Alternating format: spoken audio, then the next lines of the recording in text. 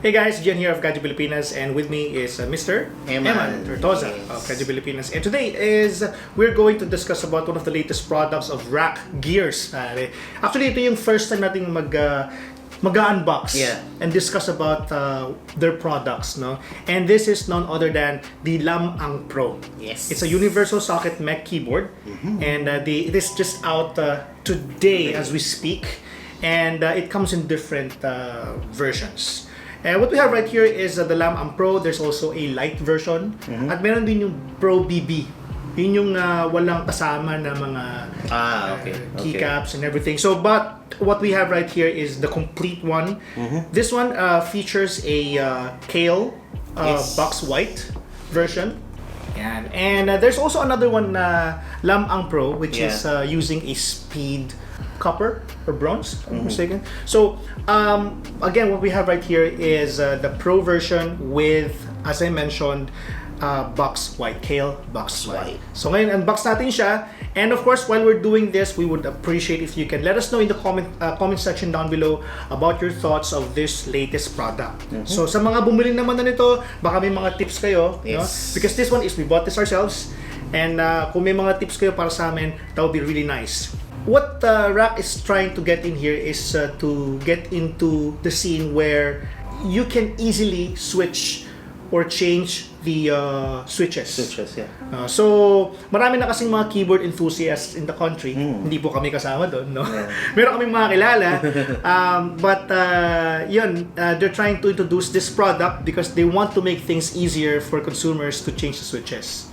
Meron kasamang switch to, and it's all up to you what you want to put in. So, pwedeng kailang ilagay mo dito. Pwede rin ang ilagay mo dito would be the Cherry NX. So, any switch that you want, pwede dito. Pwede dito. Yan. And what we have here is pwede siyang wired, pwede rin siyang Bluetooth. Eman, let's unbox this. RGB to, no? It's RGB. RGB. Yeah, this RGB. Okay. Yan, so tingnan natin. Buksan na. Yan. Alright. So, right off the bat, what we're seeing now is the included keycaps. No? So, we're gonna put that later on. No? And then, what else? When you get yourself this keyboard, may kasama siya na tatlo na plate or covers. And it's all up to you if you wish to change them. So, ang nakalagay dito ngayon is yung silver, but we have the white. Oh, we have the white right here. And there is also a black. And, syempre, ito yung kanilang instructions. At ang nakalagay naman dito sa pinaka keyboard is yung, I think this is not silver, parang dark silver. Meron bang ganun? Meron bang term na ganun? Silver. Dark silver, I think, or silver. Yeah, silver. So, yan yung kulay niya na available. So, as you can see right there, it is already installed or pre-installed, and it's all up to you if you wish to papalitan yung switch, to change it or to switch it. Now, also, no, kasama din dito would be a braided Type-C. Because this one is using a Type-C. Type-C port. And for enthusiasts out there, may kasama siya na keycap remover and also the switch remover. So if you want to change the switch, you can easily remove the switch with may tools na agad. May tools na with this silver tool right over here. And also, this one is for the keycap. Nasa inyo yan.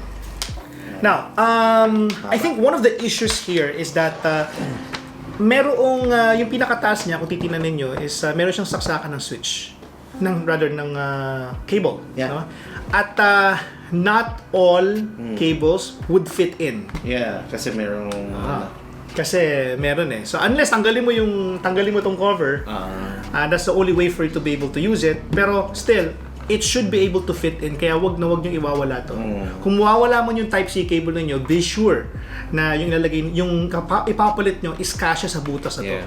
And that's one of the major issues of this keyboard. But other than that, again, as I mentioned earlier, ang gamit natin dito ay yung box. Na-raise ba siya? Na-raise siya. Yan. So yung gusto yung raise. Gusto yung raise.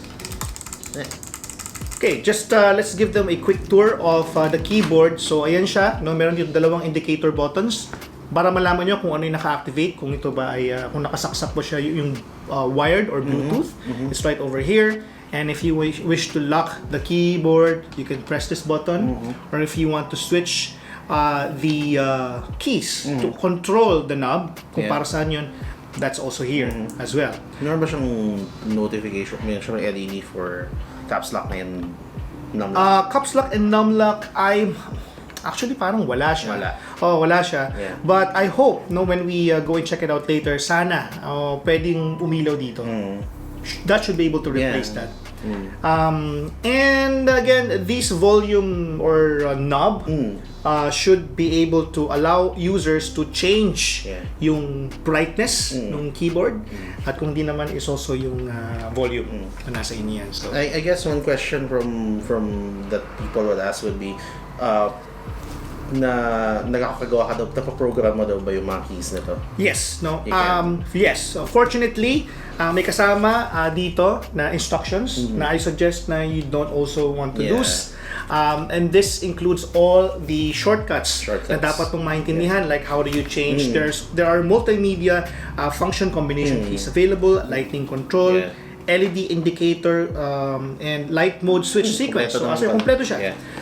In fact, you can even set this yung game key controls. I was told by some of my friends at Back to Gaming na pwedeng may application that may also be used in tandem with this keyboard, and that is something that we would like to test later on. Now, in terms of switches, there are actually 3 types of switch yung Kailh. Yes.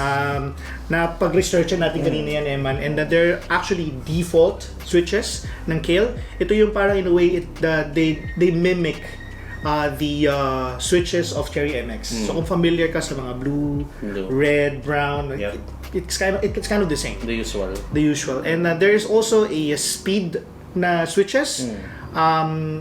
And the speed switches, ito yung meron ding available nito, no? Which is, I believe it's less than 100 pesos if you want to get that. Yun naman, shorter actuations and travel, no?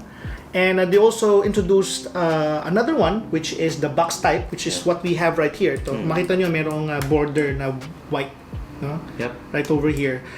It's really more on like protection. Pero in terms of functionality, it's somewhat the same with the speed versions. Now, just to let you know, guys, yung Kailh Box Red, no, which they don't have on their stock, ito ay soft linear, no, yung quality niya. Yung Box Black naman is heavy linear. And then the Box Brown is tactile. And then yung Kailh Box White is clicky. So which one would you want if you were, say, gaming? Well, for gaming na hindi ka streamer, siguro you might want to go with the brown. And if you're type heavy, kung type heavy ka, mas masarap pakinggan kapag clicky. I mean, to me. So the blue one. Probably we go with the white. White kasi ito very clicky yung white eh. Lalo na pag nilagyan mo na to ng keycaps, no? Mas iingay siya ng konti. So yung keycaps niya and the switches, others should be readily pwede nilang bilhin from the same store that they bought this. Yes. Hindi. Kasi, anyway, there are other switches and keycaps combinations naman that you can buy in Lazada or AliExpress, and that's, it's up to you if you wish to do that. But if, say, someone wants to buy this with all the Kailh switches that come with it, say red, and does RAKK offer that? No. They don't. Currently, they only offer yung kanilang box white. Kasi I assume some people would want a complete package. Gusto ko yung pag binili ko siya, lahat ng switches para papalit-palitan ko na lang. But they can purchase this at any ECPC branch. Yes, ECPC branch, they can buy that. And by the way, shout out to our friends from ECPC ALABANG, si Sir Mark, no? Siya yung tumulong sa atin to get this day one. Day one. Nakuha natin siya day one. We got it for a pretty nice deal. It's same 3,295 plus the shipping fee. And they delivered it down to my doorstep. That's pretty maganda yung price niya for what it offers. And syempre, hindi kumpleto no ang discussion natin if hindi natin susubukan na magtanggal ng isang key. So, the trick here is, tingnan mo yung pinaka-stem niya kung nasan yung stem. So, may stem tayo dito, dapat, yun. Dapat i-hook mo siya. Yeah. I-hook mo siya. Then, pag na-hook mo siya, angat mo lang. There you go. Okay. So, Easy, very easy. Easy. No, Okay. easy. Now, you can, of course, buy yourself. Since this is universal, you can basically... Even customize. Customize. Kung gusto mo, sa taas. I don't know if that's even possible. And, yan. So, ayan siya. Kompleto. And, you can easily replace and interchange whatever that you have here. And then that's it. Kompleto. Tapos na. Pinasok ko lang siyang ganun. Yan. Yeah, there you go. That's it. It will fit in. Yeah. And now let's now proceed with putting all the keycaps. Right?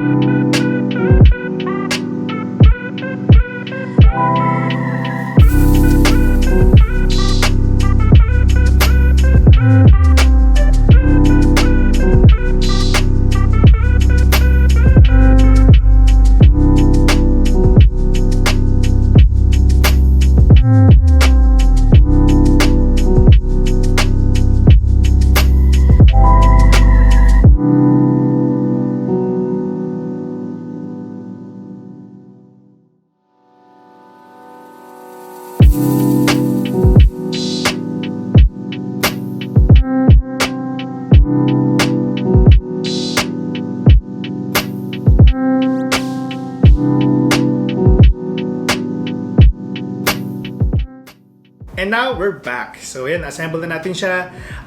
Just some impressions on installing it. Yeah. Okay, so we replaced already the plate, the cover, from the silver to white. So yan ang ginawa natin. So white na siya ngayon. It was pretty easy. Maraming screws. Marami lang screws. Maraming screws. And just don't forget yung keys na to, you have to remove it from the cover. Yeah. And then you have to put it back to the next, put it on the next cover. Para at least kahit paano, just don't forget that. Wala siyang spare na ganun. Walang spare na ganito eh. So you have to be very careful with it. Be very careful with that. And ito, again, we were able to put it in a jiffy. Yeah. Mabilis lang naman. Mabilis lang naman. It comes in, pag nilagay mo yung keycap, it automatically locks on naman. Yeah. You'll feel it. It doesn't have a sound, but you'll feel it na pag pinasok mo siyang ganun, na-secured na siya. Secured na siya. Sa place niya. Yeah. So, and here is how it basically sounds. Eman? parang iba yung tunog niya dito sa part na ako. Oo nga. Kesa dito. Kaya, I'm not sure, feeling ko dinig ko sa labas. Talaga? I mean, yeah. May medyo maano siya. Iba yung... if I was here and you're there, I think maririnig ko yan. And, yeah. So medyo, ano siya, matunog. Matunog, it's really... Matunog. Hindi naman sintunog ng blue, but it's almost there.